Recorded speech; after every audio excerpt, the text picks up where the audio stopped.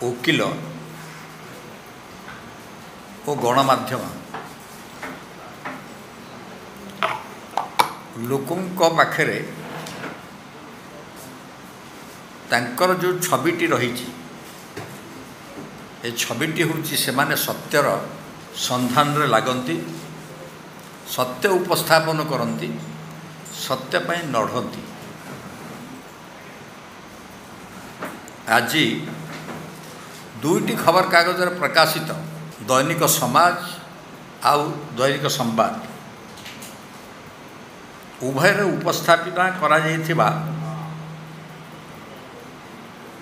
Odisha bar association रो सभापति सीतांशु द्विवेदींकर वक्तव्य जी राजा चक्रंकर वकील अटंती तांकर वक्तव्य एटा संपूर्ण मिथ्या कपोल कल्पित एवं निज क्लाएंट को सुरक्षा देवाई उद्दिष्ट। एथर कौन से प्रकार सत्यता नहीं। आमे आशा करूँ जे गणमाध्यम अंततः सत्य कथा को उपस्थापन करिथान्ते। गणमाध्यम जना पड़ुछि केवल वक्तव्य उपस्थापन करिवार दायित्व नेले एवं से कारण भारतीय जनता पार्टी राज्य सभापति भारतीय जनता पार्टी जो छवि ताकू नष्ट करिवार जो कार्य करिसंती एटा क्षमणीय नुहे। गणमाध्यम रे सत्यर उपस्थापना हवा दरकार एवं जो विभिन्न सूत्र को वेरीफाई करिवार जो व्यवस्था गणमाध्यम अच्छी पुराणा सेटा व्यवहार करा जिबा उचित थिला।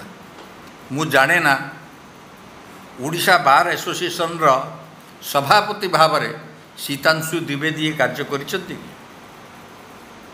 ना अभियुक्त राजा चक्रंकर वकील भाव में कार्य करिसंती। अंततः बार काउंसिल रो सभापति ठारू एभली दायित्वहीन वक्तव्य आशा करा जाए नहीं। यह से पूरा फेटर्निटी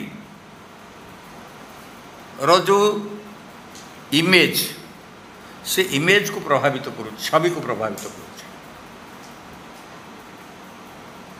मु आशा करुँची जहाँ से त्रुटि करिसंती से जो गणमाध्यम पक्षर हो कि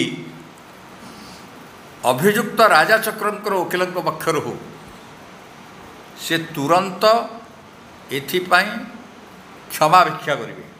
एतिक मात्र मोर आपण सामने उपस्थापन अच्छे।